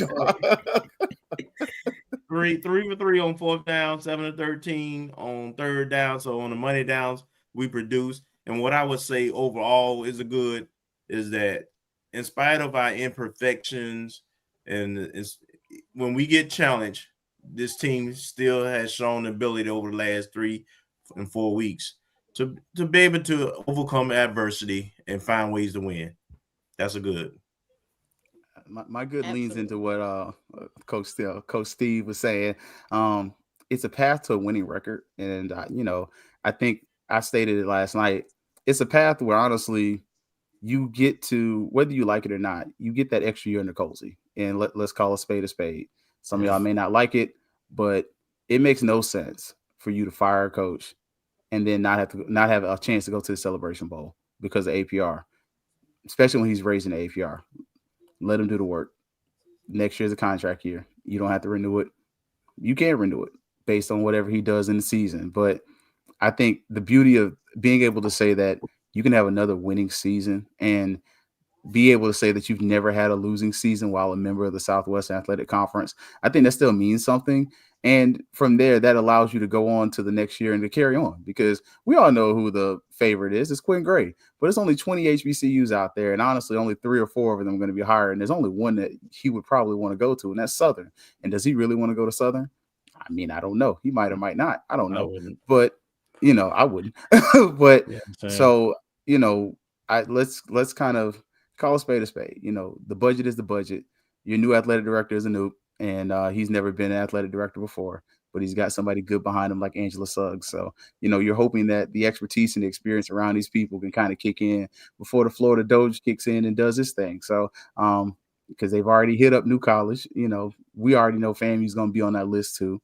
So, that's not being political. That's just being honest, but in this day and time, especially with this administration, you're not in a position where you can fight both your alumni, the state of Florida, and a budget to fire a coach, because it's going to be seen as wasteful spending. And we've seen where other states such as Louisiana have already started talking about, hey, the governor is going to get involved in the hiring process of your football coach. But the governor is involved with enough dealing with you as is, not being political, but just calling what it is, to where I don't think you want that smoke for your football program right now. So finish out, get a winning record, do what you got to do for next year, but make it abundantly clear that, you're going to learn the lessons of this and move forward with the next, administration when it comes in. Well, the only thing I add is we're 4 and 5 right now. Let's finish the season and see where we at. That part. Because that only happens if you win out. If you don't win out, hey, that's between you and that lady. She live in Winter Garden, so it ain't a far ride after the class. You can stay at her house or something. She ain't there no more. She over there at the president's house, so you can Airbnb it out for the night. I don't care. Stay at Animal Kingdom Lodge. It's not we are not getting Teddy. I drive. Y'all let it go. It's not. I was gonna say, I saw Teddy yesterday out there on Himes in Tampa Bay. Right after the game, man, dude, that man was buying a couple of glizzies and ribs and stuff for him and his family. Like, he got up out that locker room quick. I was like, geez, and you're all on this side? because the locker room's over by Dale Mabry. I'm like, my goodness, Teddy got out there. For real. I'm like, Teddy do not care. Teddy just trying to collect a check. All right, so we can get everybody right and get y'all up out of here. Come with your school grades. What grade do you give the team? Offense, defense, special teams, coaching, OAG, strike zone, fangs up, penalty talk, coach's corner, fang exchange. What y'all school grades is on a Monday? We going overall or? Nah. Ain't no overall. Okay. Look, because then folks start ducking smoke that way. No. We gonna start with special teams. They probably the ones that ain't nobody paid no attention to. Hey, well, I'll go. I'll start. I'll tell you this. I'll be the first one just to help everybody out. So you're talking about special teams. Here's the thing. We didn't have any run backs for touchdowns. So let's start there. We hit all the extra points. Special teams did a pretty good job. I'm going to give them a B. Gotcha. Ashley, what you got? You said yeah, so that means you next. I mean, Mr. Campbell said it. I agree with him. Special teams gets to be for us, and Porto always is the curve guy for us. So as long as Porto is hitting like he hits, they're gonna always come out with a passing grade. Yeah, I'm gonna give him a B as well. Yeah, I'm gonna give him a B. But you said B minus as well. A minus. Oh. Yeah, I put B minus. Okay.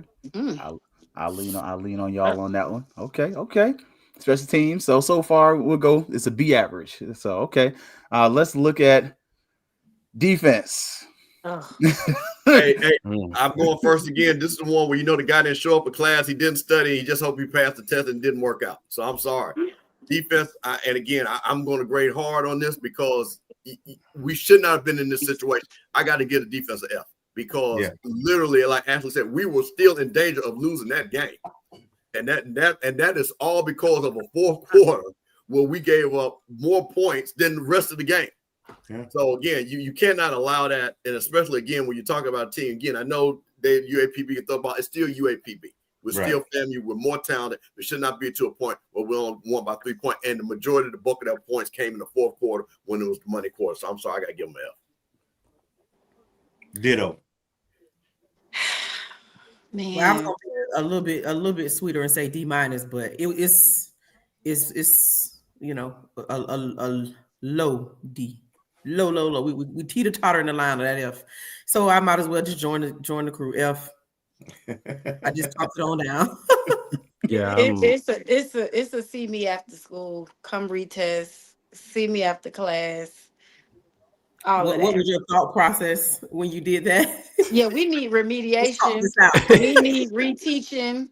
We need all of the parent-teacher conference. We need everything. How did you get there though? For me, it's because football is literally broken up the same way an academic calendar is, right? So you got quarter, you look good. Quarter 2, you look good. Quarter 3, you look good. Then quarter 4, you just gave up. And so that's why you got the F, because it's like the first 3 quarters, you look like we was tracking all right. Our data looks good. We're making our gains, all the whatever academic, pedagogy you want to use. And then come that fourth quarter when it's time to get the final test, you just lay an egg. Like, what the heck? I don't think we ever looked good. Quarter 1. But I got to disagree with you. I'm saying my research staff, there was 21 points that should have been scored in the first quarter. See, we've seen that 0. See, and I'm not saying you're doing this, but this is what happens when you look at the box score, right? And you see that 0, and you're saying, "Oh, okay, I see what's going on here and everything." But no, and I'm sorry. Well, the 7. But it literally was 20 more points that could have been scored, or 21 more points could have been scored. That first quarter. Yeah. Okay. TD's back. So that's the reason why I'm sorry. That's the reason why I have to give them an F, because the defense started from the beginning giving up touchdowns like that and ended up giving up touchdowns. Then they didn't have any penalties. That's why they actually were scores on the board. Yep. Facts. Sorry. Wearing an F. Hey, that's what it is. Defense overall F. Offensively, what y'all gave the offense for this game? So here's the thing. There was the ray of sunshine. There is, like I say, that was not a dark cloud. I felt pretty good because, again, I've been preaching this, and I appreciate you guys having me on. Hopefully I can come back on next week when we talk about Alabama A&M. But what we want to see is the playmakers get the ball. That's all we've been saying all year. And when anytime I can hear Goldie Lawrence in the end zone, Haley, I still want to see Wilcher, you know what I'm saying, make some big plays and things like that. That's your safety net right there, RJ.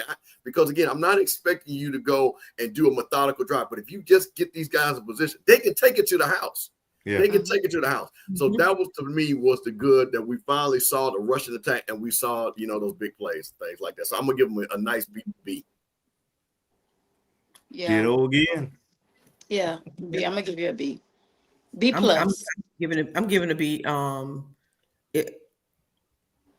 trying to decide if they get a B plus or just a B, but I'm gonna just stick with a B. But to be honest, what he did exactly what Mr. Campbell said. Like you put the ball in the hand of Goldie, and he does the rest of the work. Like somebody another receiver, we don't know what would have been that turned out to be. So we're gonna give him a B. So for this one, I broke it up, by position group. So quarterback, I said, still a little too inconsistent for my liking. Maybe my expectations are too high, but I'm just not seeing the quality of play that I would like to see from a FAMU quarterback and what I'm used to seeing. So I went C- there. Running backs, I said, as a unit, they had a great day, A-. Wide receivers, they made plays when the opportunity afforded itself, A+. Offensive line, again, for this game, C, but I still feel like we're not nasty enough. We're too sexy, as I've said. We need to get nastier. I want my offensive lineman to be able to maul you like a bear. Like, that's what I want.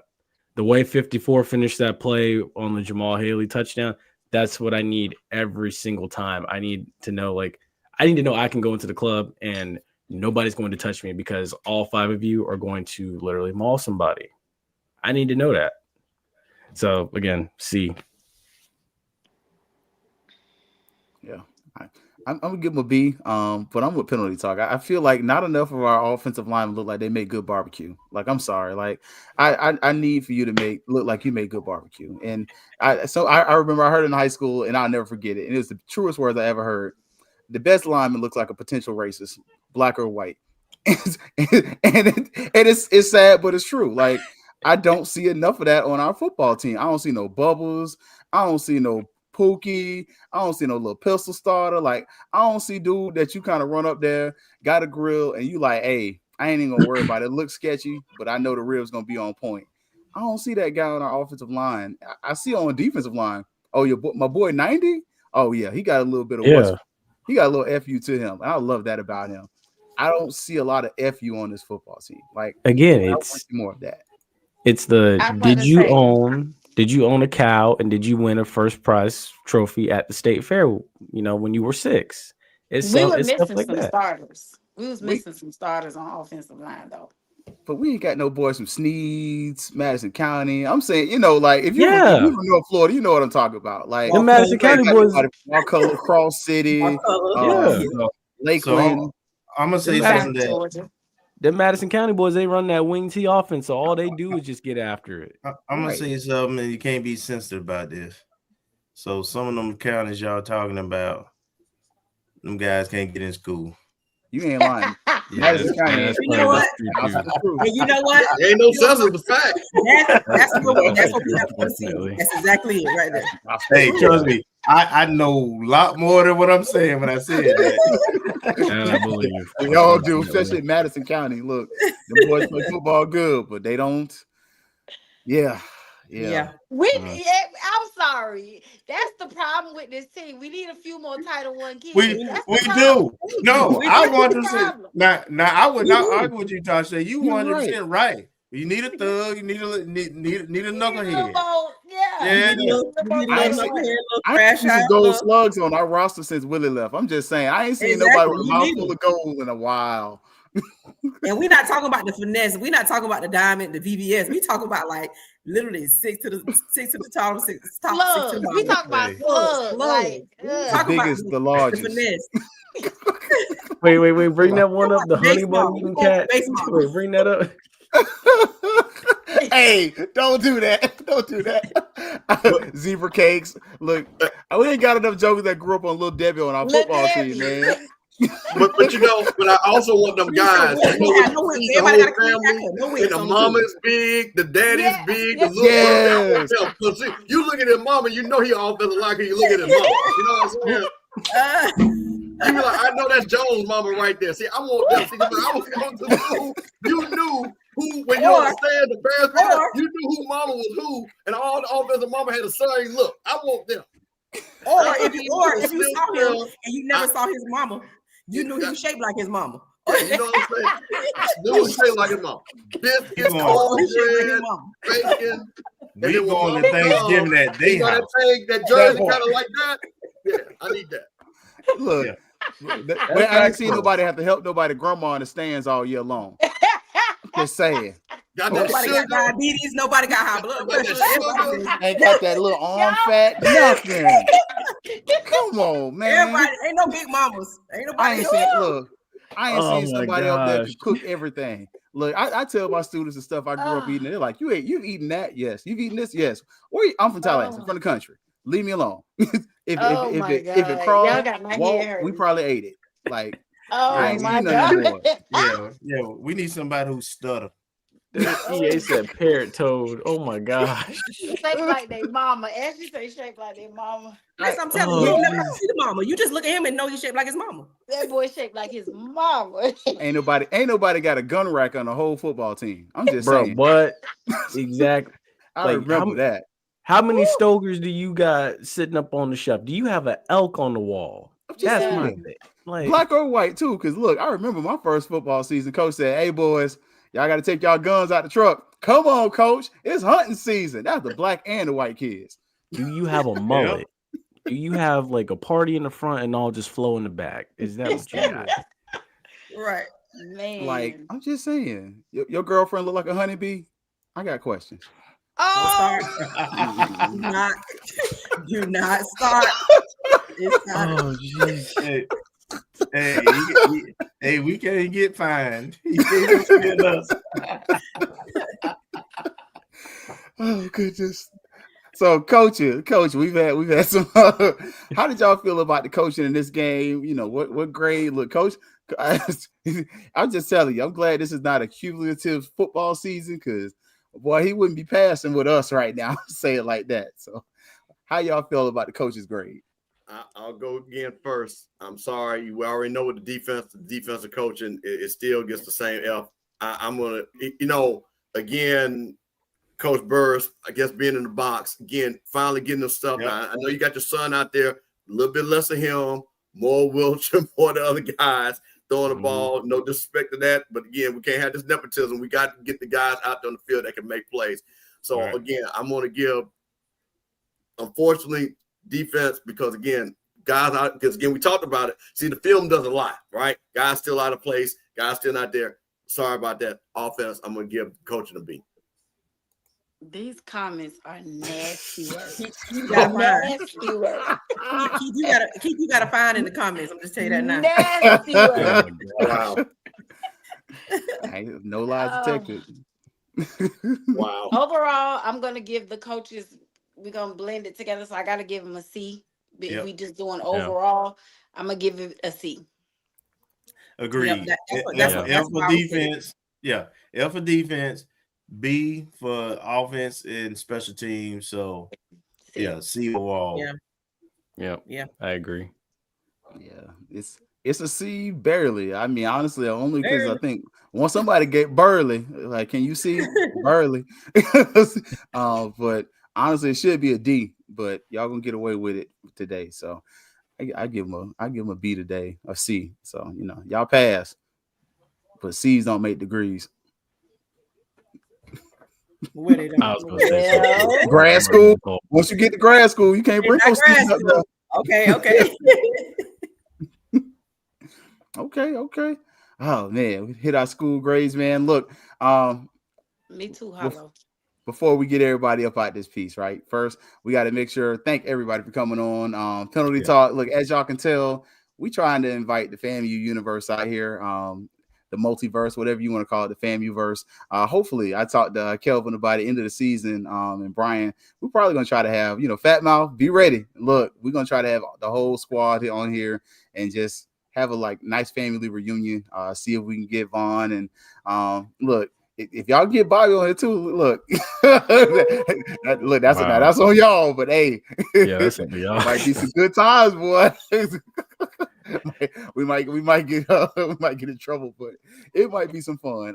But we really want to, make sure we show y'all that we consistently support not just each other, but our university, whether it's through the track program. You got two of us out here trying to put on for the track team. You got one of us, two of us putting on for everybody. You got Uncle Steve putting on for all the kids up there in Atlanta. You got Penalty Talk. So everybody's supporting FAMU in some way, shape, or form. So just, follow us, like, subscribe, tell your friends. I think they lowered the monetization to 500. So let's help all of us get to 500 follows. We know the BCSN is already there, so continue to follow them. But ONG, let's get them. Make sure we got them over like 700. Let's keep that going because that helps and makes it so that we can continue to get content out to y'all because StreamYard ain't free. I just had to pay that bill today. Absolutely. So before Penalty Talk, we're gonna start with you, Doc. Since you're the newcomer for the day, even though you're not new to the ONG StrikeZone, tell everybody where they can find you and just where to look out for you. Yeah, so so pretty much, you guys can find us on Penalty Talk on Facebook, at Penalty Talk on Twitter, and then Penalty Talk on YouTube, and then you can also find us at Throw Flags on Instagram as well. So me and Bishop will be on tomorrow night, Rattler Roundup podcast, and then Keith will be joining us actually Wednesday night for the Run and Gun podcast. So he'll be picking, college games, NFL games with us. Florida Classic week, I want to let y'all know now, Ashley and Tasha, be ready. We coming to you with some game picks.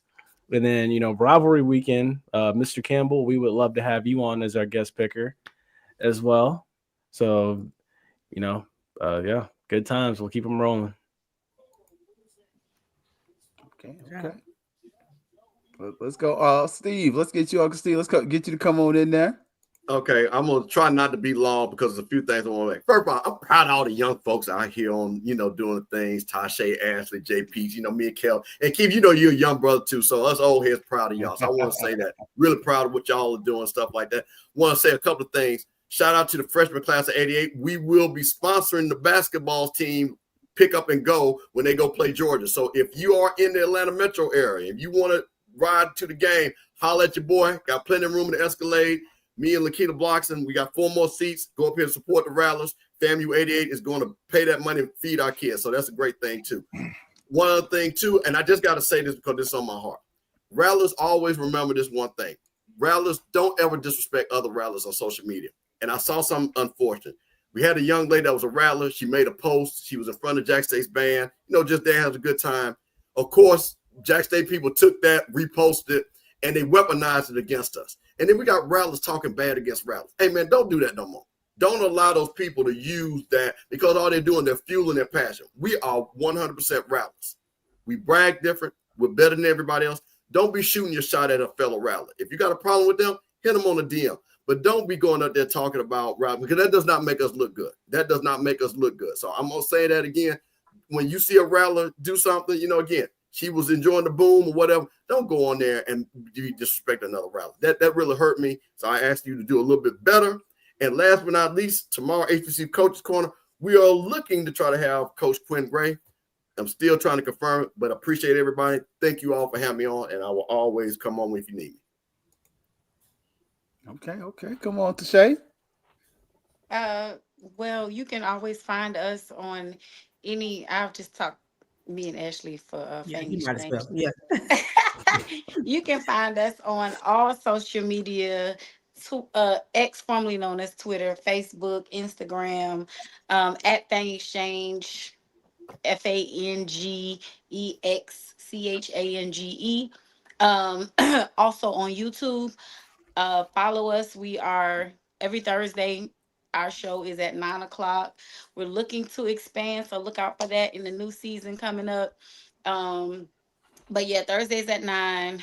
Fang Exchange on YouTube, Twitter, Facebook.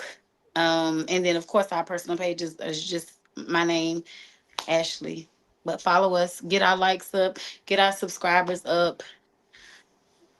Yeah, that's it, right, Ash? Yep, that's it. You got it. Come on, Ashley, your turn. So just everything that Tashay said, because we come as a 1-2 combo in most things. So only thing I'll add is just go to the website, www.fangexchange.com. Peruse around, look around, see what you like.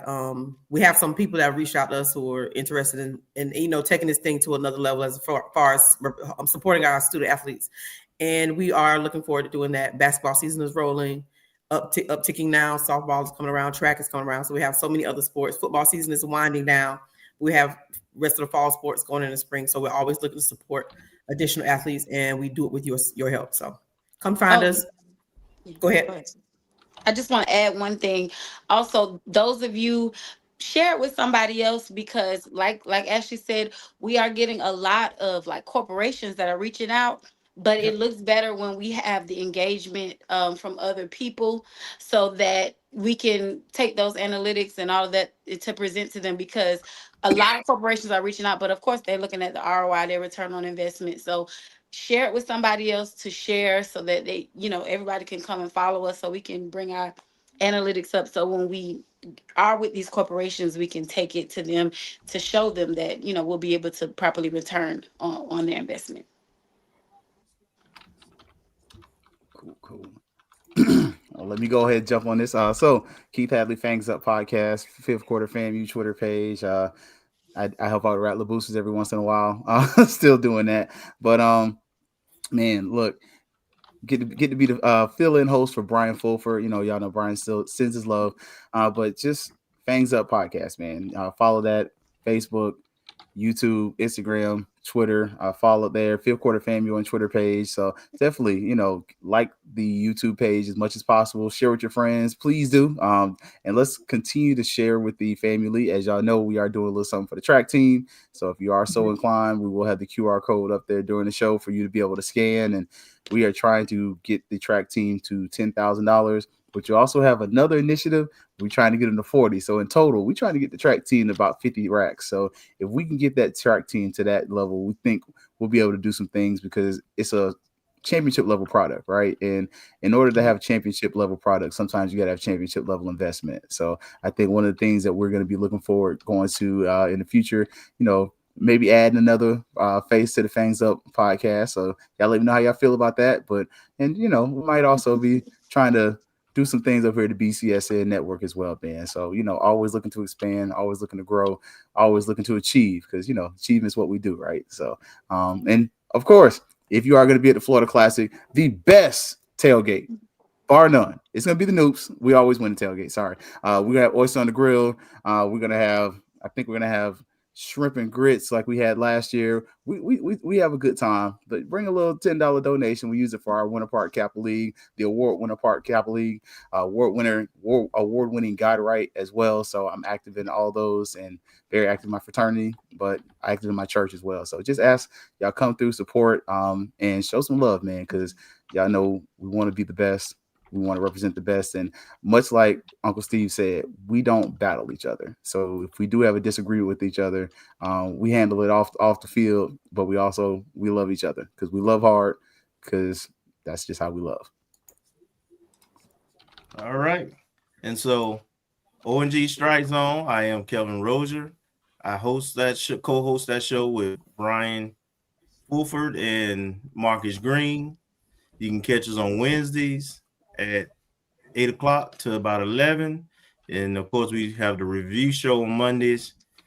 From time to time, you may see us on other podcasts, or we may drop a show here and there during the middle of the week. Just depends. Make sure you hit the like button on YouTube, Facebook, the ONG Strike Zone. You can also follow us on Twitter, Facebook, or X, Facebook, Instagram.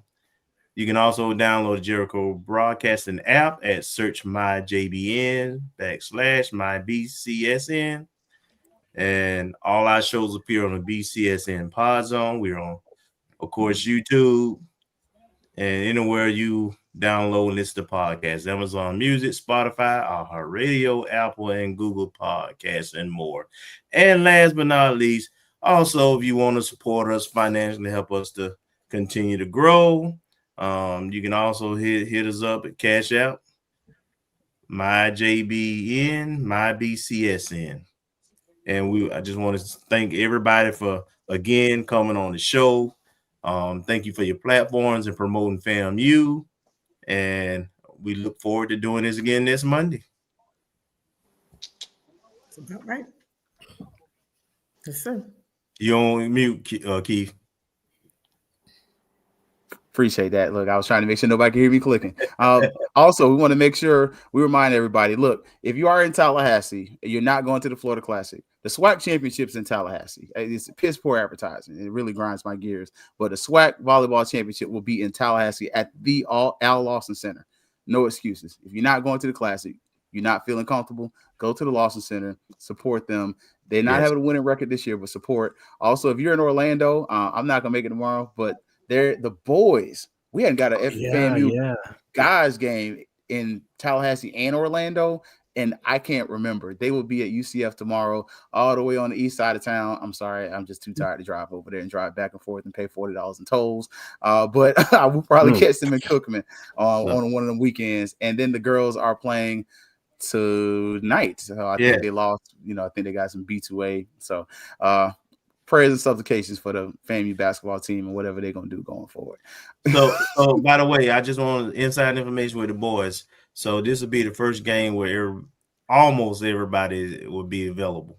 So the center, one of the centers will be back. We just got our point guard and one of our other guard forwards back last game. So we're only missing one guy, but we'll have our center back. So I'm interested to see as we get everybody, how this thing grows, because I got a good feeling about this team. Yeah, I just got questions about them jerseys. Like, are we not a LeBron school anymore, or what? I don't know what's going on. I was confused seeing that when they played. No. It's the game. The original game jerseys are being worked on. They're on the way. Thank you, because I hate those. I'd rather wear those jerseys compared to what we're wearing right now. I ain't gonna lie to y'all. Facts. All right, y'all, man. Look, let's let everybody get ready. Look, penalty talk tomorrow, right? Yes, sir. Yeah. Or no. Well, yeah, tomorrow. I thought you were talking about when you come on. No, I come Wednesday. So tomorrow, penalty talk. Wednesday, Penalty Talks Network. Also, ONG StrikeZone, and you also have the y'all got the OGs up there at the Old West Center. You got to go catch them, catch your uncles and your aunties. Coach, when's y'all show again, Uncle Steve? Hey, tomorrow night, 9 p.m., HBCU Coach's Corner. Hopefully we'll have Quinn Gray on to see what he might be doing next. Might ask him that question. Tuesday night. So Tuesday, Penalty Talk. You got Coach. Wednesday, you got the ONG StrikeZone. We got Jamie. By the way, we got Jamie Shute, baseball coach, coming on Wednesday, along with my man Pooh Bear from what do you call it now? HBCU something, but he's the Alabama A&M guy. Okay. Then Thursday, of course, you got the Fang Exchange and the Fangs Up podcast. We go back to back. Y'all know look, it's not gonna be a long show, so that you can make sure you get W flavor, W fun. And then Saturday, we got a game. Saturday, Penalty Talk. He's gonna do his post game and pregame. And then Sunday, gonna Fangs Up again. So, and then Monday we'll be right back to it. So, look, y'all, we're gonna let everybody get up out of here. Y'all see, look, Brian, he made it off assignment to come check in. We still here. We about to get off though. All right, y'all. Y'all know what's up. What's always about to be. Fangs Up, ONG StrikeZone, Penalty Talk, Fang Exchange, and Coach's Corner. All here joining One Love, One FAMU. Y'all ready? We'll see y'all on next Monday. Yo.